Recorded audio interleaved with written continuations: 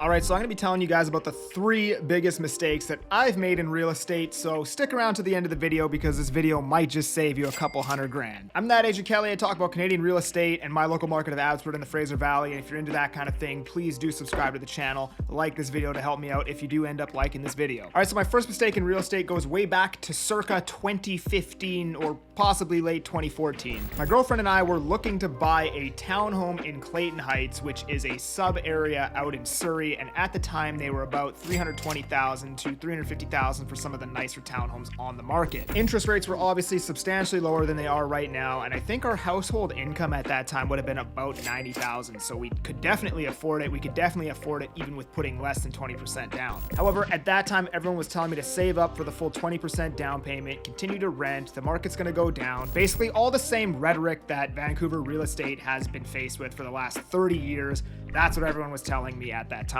So I never bought that townhome, and just 2 years later, those townhomes were like nearly $600,000, and now today they're upwards of $850,000. So I essentially got priced out of where I actually wanted to live, and then as a result, in late 2017, like pretty much the last 2 weeks of 2017, I ended up buying a 1983 condo with no in-suite laundry in Abbotsford.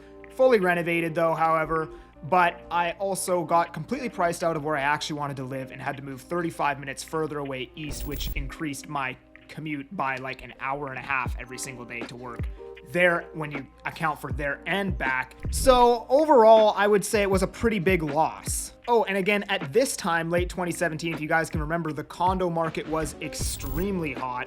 We just came off a massive bull run in the detached market and everything else. And again, at this time, everyone's telling me, don't buy, rent, just wait. And I was like, you know what? I'm not falling for this again. I'm just gonna buy and get into the market. And then of course, I bought the top of the market and prices came down about 20%. I lost my entire down payment in equity, basically right after I bought this, within 6 months probably. However, today I'm up on that condo purchase somewhat decent, so I can't say that buying the top of the market was a mistake. I would say that the mistake here was not buying the townhome when I could afford the townhome. And my second mistake was actually 2 mistakes in one. So after I bought my first condo in 2017, I then bought a house in Windsor, Ontario in 2019, and then in 2020, we bought a house in Edmonton, but this house wasn't a buy and hold property. This was actually to flip. However, because we don't actually live in Edmonton, we had a guy boots on the ground who flipped homes full time, who was going to find us the deal and manage the deal for us. We just provided the capital. So we paid about $305,000 for the house. We put in 50 grand worth of renovations, and then the idea was to sell it for about $500,000. However, literally everything that could have possibly went wrong with this house. Because it was 2020, you know, lockdowns happened, contractors kept getting the vid, they kept having to shut down the site for 2 weeks at a time.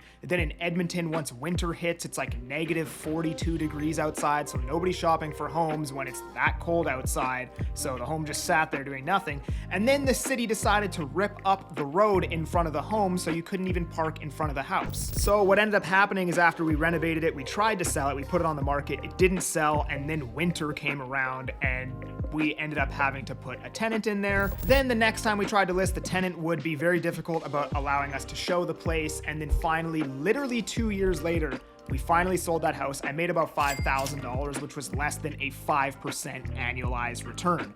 And this was at a time where pretty much everything in the economy was soaring. Stocks, real estate, crypto, you name it. So it ended up being a terrible investment. Now, to add to the story, right before we bought this Edmonton house with the same guy, we ended up buying a home in Chilliwack on a lot that allowed for mid-rise zoning, and we got it for $670,000. We had a 4-month-long closing time, and this guy was supposed to deal with getting us financing because the house was a bit dilapidated. We kept asking for updates. Oh, when do we have the financing? When do we have the financing? He said he's taking care of it, and then it got to the point where we were basically 3 weeks from having to close. We still didn't have a commitment. Long story short, we ran out of time, and we had to pay this other guy to, he bought the house from us for what we paid and was able to close it. I'm not sure how they structured it or what exactly happened, but basically he bought it off of us for what we paid and resold it 2 hours later for $800K. The home was probably worth $850 because during that 4 months, the market was just doing this.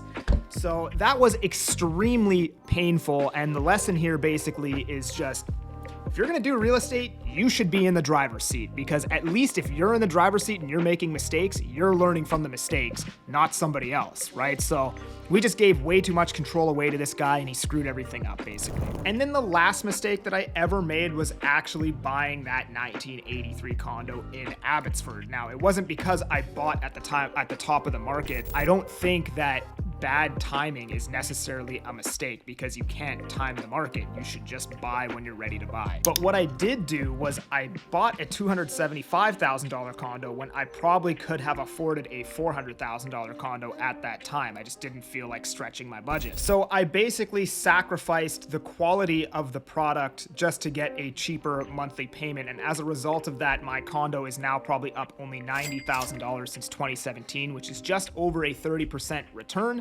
However, if I bought that unit that was around $400,000, that unit today is probably worth high $500,000. And not only would it have been more enjoyable to live in, but the more quality units will sell in any market, whereas my 1983 condo will not sell the second the market goes balanced or in a buyer's market. It'll only sell in essentially really hot markets where people don't have other choices. So basically, to summarize these 3 lessons for you guys. So number 1, Vancouver ain't nothing to play with. If you can afford to get in the market, you get in the market.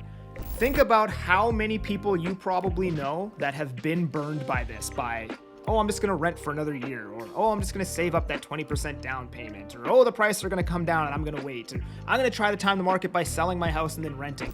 You never really hear people being like, oh man, I shouldn't have bought that house. You only hear about the people talking about, I should have bought that house. So Vancouver ain't nothing to play with. If you can get into the market, get into the market. Number 2, you should always be the decision maker and in the driver's seat when it comes to purchasing real estate, at least in the very beginning of your investing career. That way, you're making the mistakes, you're learning a lot more while you're in the driver's seat, so on and so forth.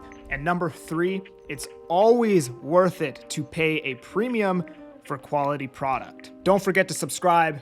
Don't forget to like the video. I'm that Agent Kelly. I'm making moves to move you.